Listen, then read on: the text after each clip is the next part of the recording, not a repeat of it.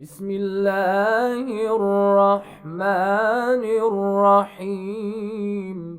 وقال الله لا تتخذوا إلهين اثنين إنما هو إله واحد فإياي فارهبون.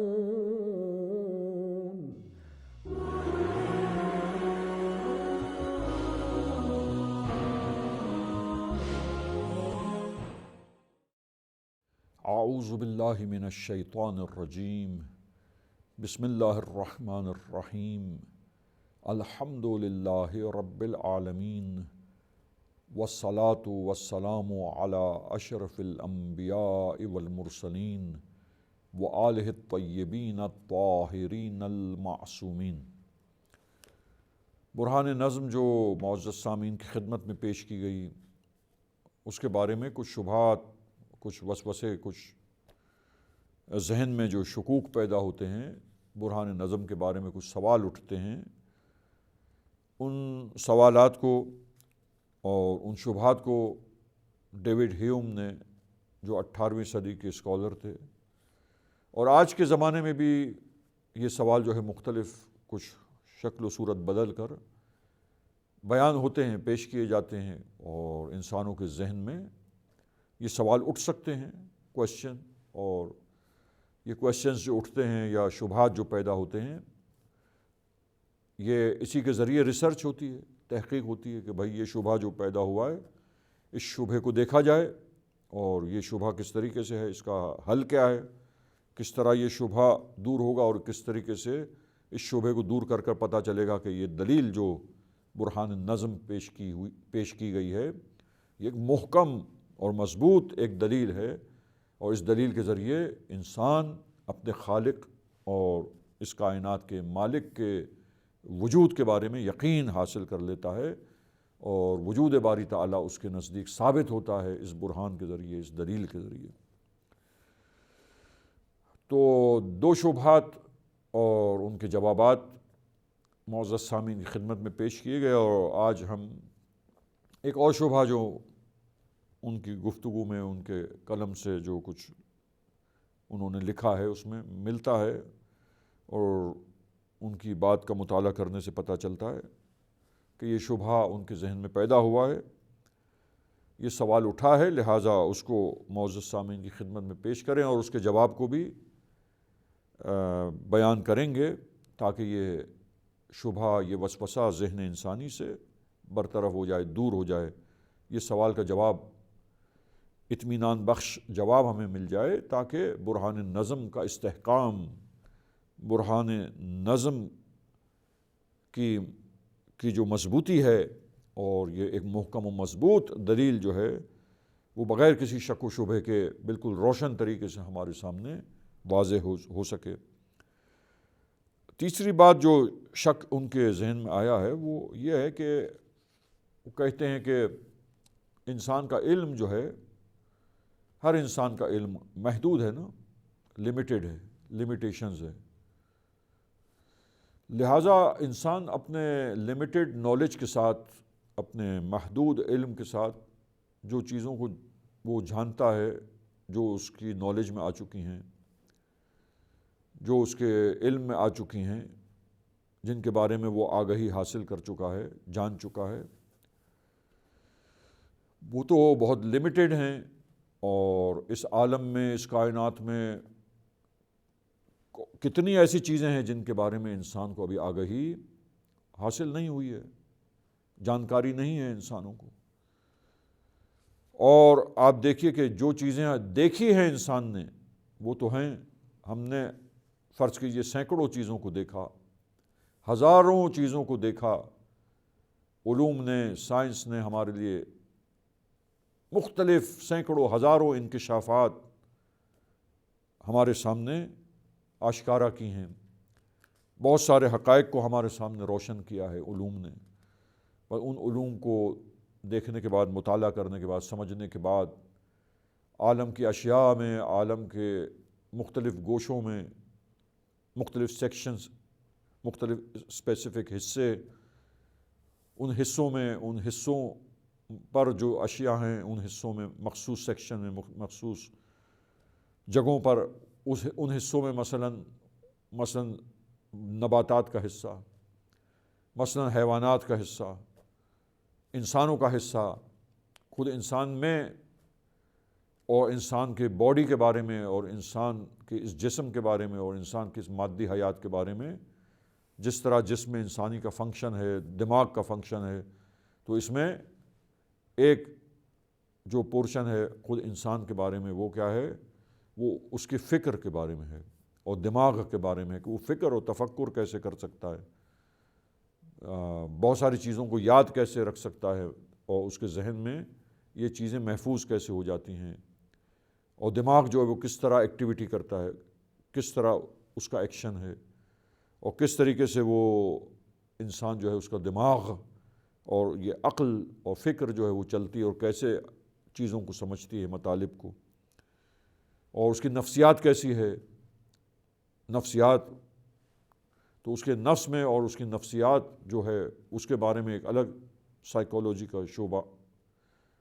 اور جسم کے جو فنکشنز ہیں اعضاء و جوارح کے اور مختلف پارٹس آف دی باڈی،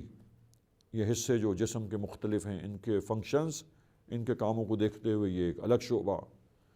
لہٰذا مختلف حصوں کو دیکھتے چلے جائیں، مختلف سیکشنز کو دیکھتے چلے جائیں، مختلف پارٹس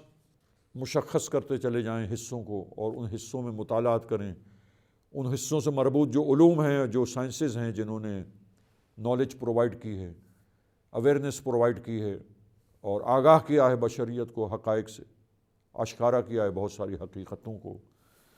کثرت سے جناب ان علوم کو دیکھنے کے بعد، حقائق کو سمجھنے کے بعد، پھر بھی یہ بات ہے کہ بہت ساری ایسی چیزیں ہیں کہ عالم میں، کائنات میں، اس دنیا میں،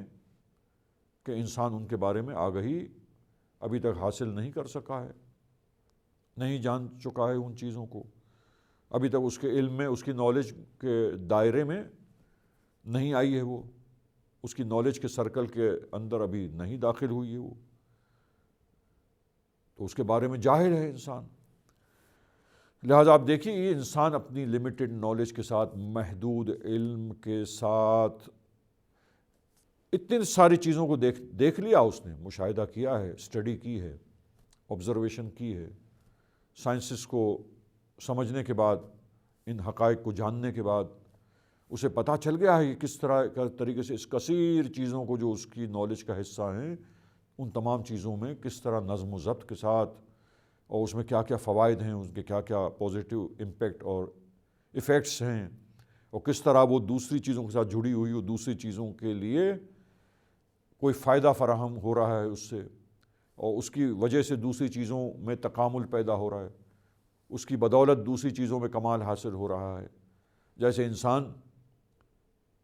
نباتات اس کی غذا ہے، خوراک کا حصہ ہے، پھل، نباتات، سبزیاں، اسی طرح میٹ اور گوشت جو ہے جی، یہ اس کی غذائیات کا حصہ ہے۔ بس گوشت کے اندر پروٹین انسان کو ملتا ہے، اور چیزیں ملتی ہیں، چرب ملتا ہے جو انسانی بدن کی ضرورت ہے، ایکسیس میں نہیں ہونا چاہیے۔ اگر چربی بہت زیادہ کھا لے تو کولیسٹرول ہو جائے گا، جسم میں چربی بڑھ جائے گی، خون میں کولیسٹرول بڑھ جائے گا۔ لیکن ضرورت ہے، ایک حد تک چربی کی ضرورت ہے، فیٹس کی ضرورت ہے، اور وہ فیٹس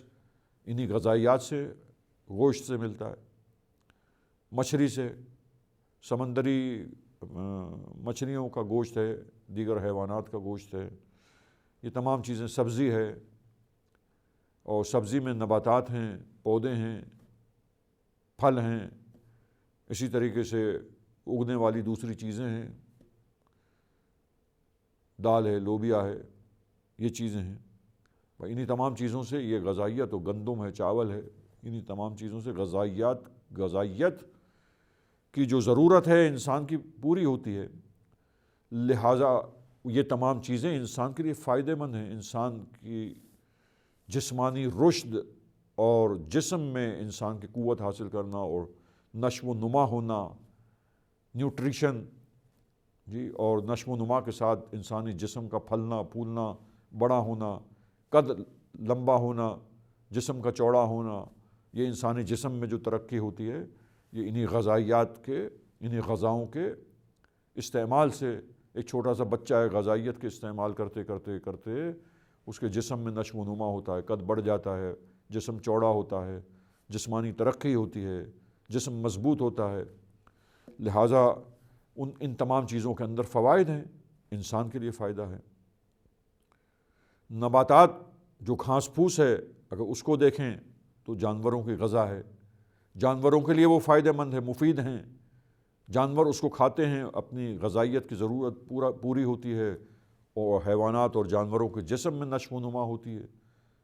سائز چھوٹا ہے وہ سائز بڑھ جاتا ہے، وزن کم ہے وزن زیادہ ہو گیا، ان میں گوشت چربی اس میں اضافہ ہوا، جسم موٹا تازہ ہو گیا، بڑھ گیا، نشو و نما ہوئی،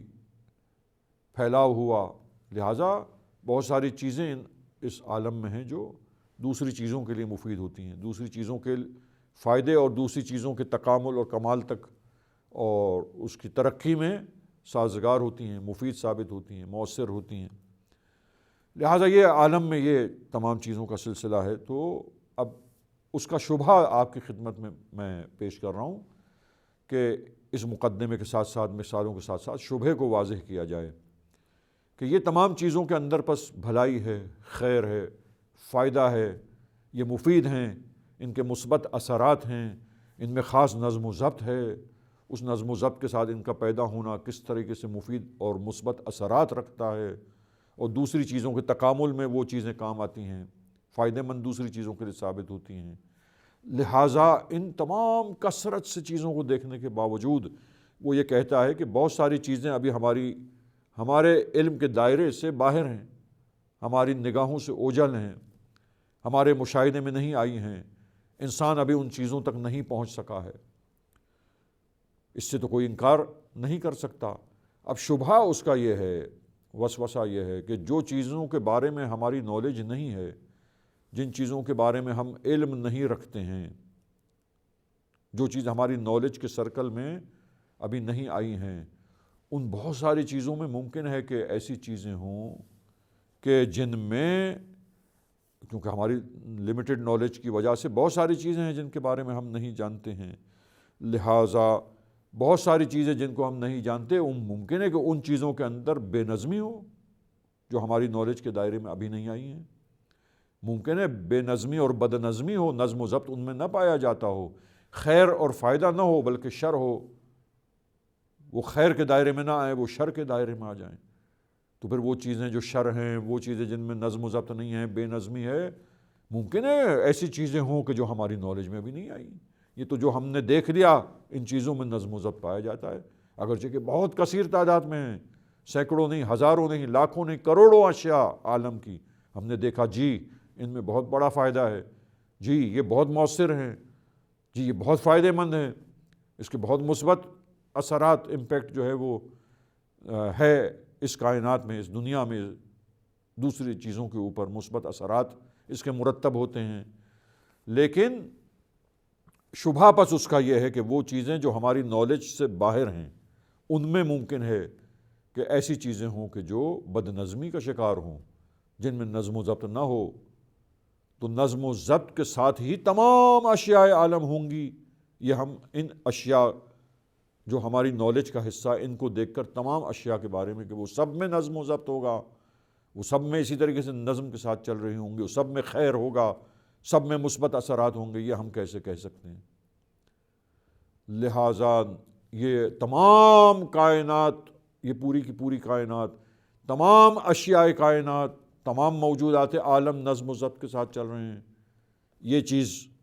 برہان نظم میں جو بیان ہوتی ہے اسکالرز کی طرف سے، یہ نتیجہ ہم کیسے نکال سکتے ہیں؟ بس لمیٹڈ نالج کے ساتھ یہ نتیجہ نکالنا درست نہیں ہے. جب یہ درست نہیں ہے تو پھر خود بخود شبہ و وسوسہ یہ ہے کہ جو چیز ابھی غائب ہے، جو چیز اوجل ہے، جہاں ہمارا علم ابھی ہم وہ چیز ہمارے علم میں نہیں آئی ہے اور نالج ہماری وہاں تک نہیں پہنچ سکی ہے، وہ چیز معلوم نہیں بن سکی ہے ہمارے لیے، ہمارے علم میں نہیں آئی ہے، اور ہم ان کے بارے میں آگاہی ابھی تک حاصل نہیں کر سکے، ان کے بارے میں کیا ہو سکتا ہے کہ اس میں غیر منظم چیزیں، بغیر نظم و ضبط کی چیزیں، ایسی چیزیں جو شر ہیں، خیر نہیں ہے، پائی جاتی ہوں۔ جب یہ نظم و ضبط تمام اشیاء عالم میں ثابت نہ ہو، یہ شک پیدا ہو، ممکن ہے بھائی کہ بہت ساری اشیاء منظم نہ ہوں، غیر منظم ہوں، نظم و ضبط نہ پایا جائے، شر ہوں، اچھے اثرات اس کے نہ ہوں، تو پھر یہ شک جو ہے وہ دلیل میں ایک شبہ پیدا کرتا ہے کہ پھر یہ دلیل کس طریقے سے کامل ہوگی۔ اس دلیل کے مقدمات میں سے ایک مقدمے میں جب شک و شبہ ہو گیا تو اس دلیل کے ذریعے یہ فیصلہ کیسے کر سکتا ہے انسان، یہ نتیجہ کیسے نکال سکتا ہے انسان کہ پس تمام کائنات، پوری کی پوری کائنات، پورا کا پورا عالم، سارے موجودات عالم، تمام اشیاء کائنات جو ہیں وہ سب منظم ہیں، لہٰذا اس نظم و ضبط کو قائم کرنے والی ذات ایک ناظم اور نظم و ضبط کے ساتھ وجود میں لانا اور نظم و ضبط کے ساتھ اس نظام کو چلانا، ان اشیاء کو آگے بڑھانا، بس یہ ایک ناظم کے وجود پر دلالت ہے، اور اس سے ایک ناظم کا وجود کے بارے میں انسان جو ہے وہ یقین حاصل کرتا ہے، انسان کو یقین حاصل ہوتا ہے، اور اس یقین کے ذریعے اللہ پر، اس کے وجود پر انسان ایمان لاتا ہے۔ تو یہ اس شبے کی وجہ سے، اس وسوسے کی وجہ سے، اب اس کا کیا جواب ہے انشاءاللہ عزیزان گرامی، یہ شبہ ہم نے آپ کی خدمت میں بیان کیا ہے، اب اس کا جواب کیا ہے انشاءاللہ نیکسٹ پروگرام میں، اور اس کے بعد اگلے پروگرام میں اپنے محترم ناظرین کی خدمت میں اس شبہ اور اس وسوسے کا جواب پیش کیا جائے گا، تاکہ وہ وسوسہ ذہنوں سے دور ہو۔ شبہ جو ہے وہ ہمارے ذہن میں اگر پیدا ہوتا ہے، سوال اٹھتا ہے، تو اس کا اطمینان بخش جواب ہمیں مل جائے، تاکہ یہ برہان نظم جو ایک بہترین برہان اور دلیل ہے، بہت مضبوط برہان اور دلیل ہے، جس سے اللہ کے وجود کے بارے میں انسان شناخت حاصل کرتا ہے اور یقین انسان کو اس کے وجود کے بارے میں حاصل ہوتا ہے۔ انشاءاللہ جواب اگلے پروگرام میں سامعین کی خدمت میں پیش کیا جائے گا۔ وصلی اللہ علی محمد وآلہ الطاہرین۔ اغفر لنا ذنوبنا وارفع البلاء